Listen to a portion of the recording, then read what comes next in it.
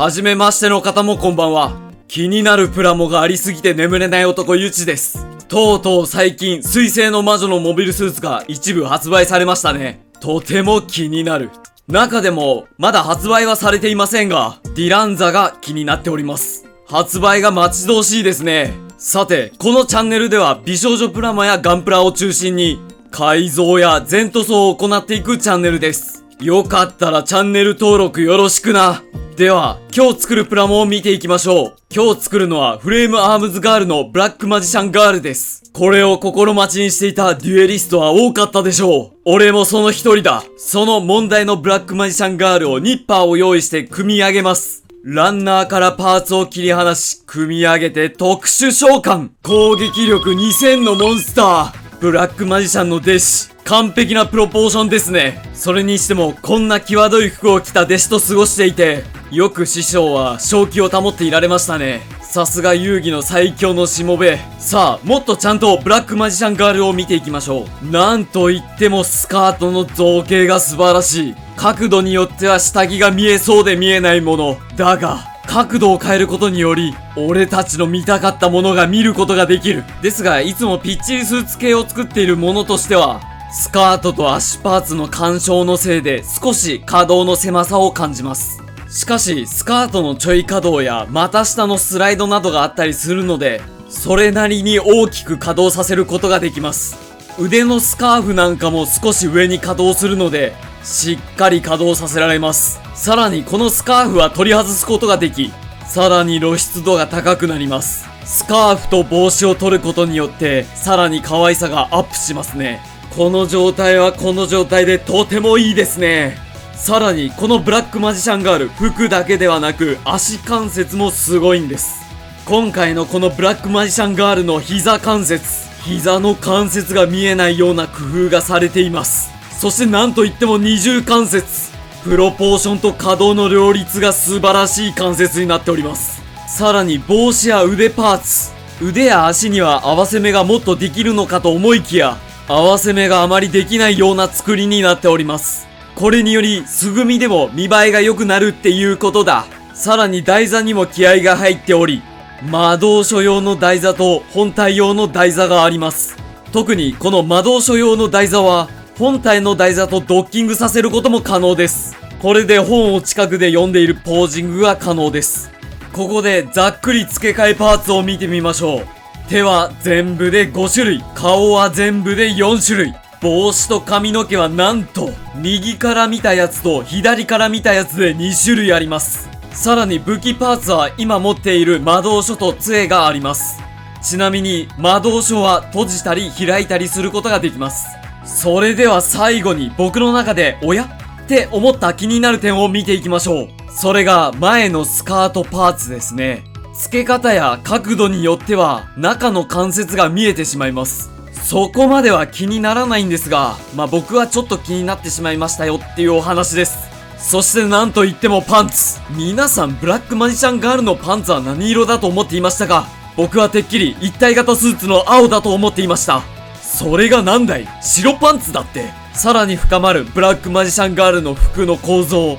だが一つ言えるのは、白パンは白パンで悪くない。もう少し高望みしていいのだったら黒パンが良かったです。そんなこんなで僕なりのレビューは以上。今日はこのブラックマジシャンガールをエクシーズ召喚ランク6マジマジマジシャンギャル風に作っていくぜ。では早速デュエル。まずは合わせ目処理から。なんやかんやばらしていたら結構な合わせ目の量。これをミスターセメント SP とスポンジヤスリを使って合わせ目を消していきます。消したい合わせ目の部分にミスターセメント SP を流し込み、両サイドをギュッと押さえつけ、中から出てきた溶剤をよく乾燥させ、スポンジヤスリで溶剤を削り取る。これにより合わせ目は綺麗になる。しかし、他のパーツを挟んでの合わせ目消しは、このようになかなかうまくいかない。そこでさらにタミヤポリエステルパテを召喚。これを溝になっているところに塗っていく。塗りすぎてしまった場合は少しティッシュで拭き取り、よく乾燥させたらスポンジやすりで整えていく。これで全ての合わせ目粉砕。そして次にパーティングライン。こいつにはサウザンドナイフという名のデザインナイフでのカンナ掛け。程よくカンナ掛けをしたら、最後はスポンジヤスリで表面を整える。これを目立つパーティングラインには全てやります。クリアパーツ関係はゲート跡処理の部分がくすんでしまうため、100均で買ってきた爪研ぎで磨きをかけ、輝きを取り戻す。これをクリアパーツ全てにやっていく。さあ、ここからが本番だ。マジシャンギャルのイラストを見る限り、一体型スーツ造形な気がする。そこでいらない服のシワやパンツのシワを一度ヤスリで整え、タミヤエポキシ造形パテによる造影を発動させる。薄く伸ばしたパテをボディースーツっぽく貼り合わせていく。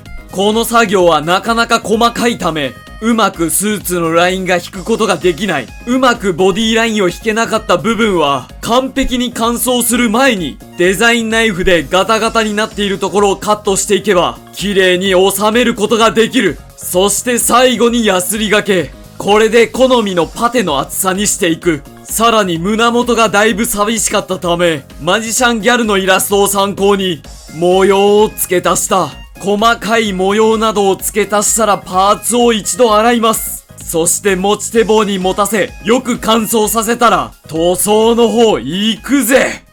まずはミスタープライマリーサーフェイサーを全体に塗り、塗装の食いつきを良くさせます。そして肌パーツ類にはサーフェイサーパステルピンクを塗ります。このピンクを下地として、次にフレームアームズガールカラー FG11 を使って褐色色に染め上げるのですが、少し褐色度合いが足らない気がするので、ミスターカラーラキウスクリアベールブラウンを使って好みの褐色に調整します。調整したのが右のパーツ。個人的にはかつてないほど自然な褐色に仕上がりましたね。次にピュアホワイトマザーピンクを使ってスカート周りを塗り、陰影には GX クリアパープルを使って影を塗ります。服や帽子にはアイスコバルトブルーローズディープレッドピュアブラックを使って黒紫色に塗ります。その上からクリアパープルを全体的に軽く吹きかけ、さらにその上に純色シアンを塗ります。これにより深めの青紫色が出来上がるっていうことだぜ。ファラオのファッションセンスに合わせるために帽子の縁などにはスターブライトシルバーを塗ります。そういえば皆さんはファラオのファッションセンスはどう思いますか？きっとファラオから見たら僕のファッションセンスも地味なんでしょうね。一度ファラオにコーディネートされてみたいなんていうことを思ったりします。杖の先端などにはパールカッパーで金色に染め上げます。髪の毛にはコーラルオレンジ、マイルドオレンジを使って金髪に染め上げます。その上にピュアホワイトを少し足してハイライトを塗り、一度クリアのトップコートを拭きます。よく乾燥させたらコーラルオレンジとレザーブラウンを足して髪の毛の影を塗ります。そしてざっくり塗った髪の毛がこんな感じ。影がはっきりしてない部分が多いので、メラミンスポンジを使って塗りすぎてしまった部分をこすり取ります。こすり取るとこのように下の黄色が浮き出てきます。そして最後に毛先にクリムゾンレッドを使って少し先端を赤くします。これでエアブラシによる塗装は大体終了。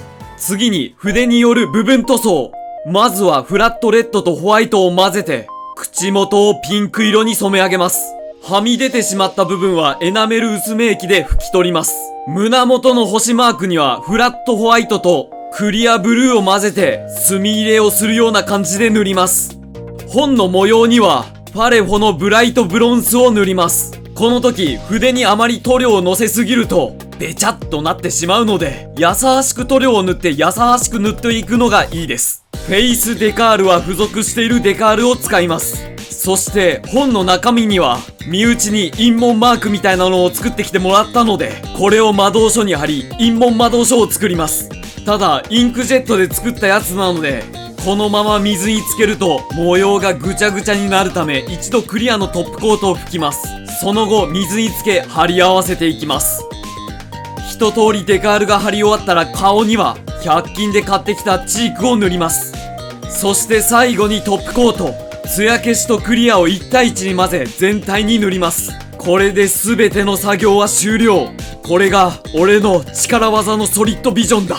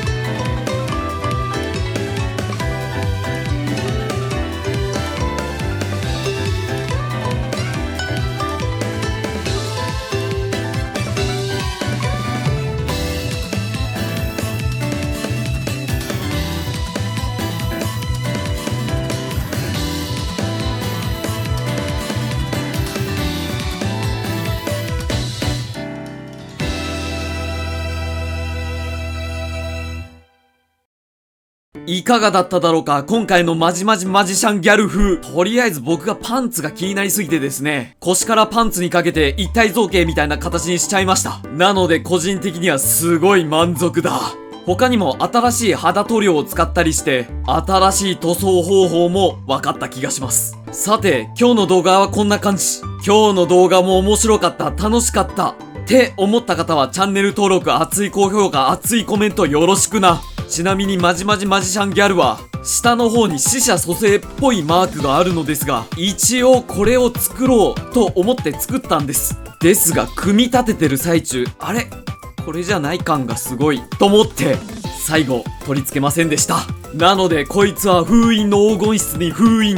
それでは次回の動画でお会いしましょう。またな。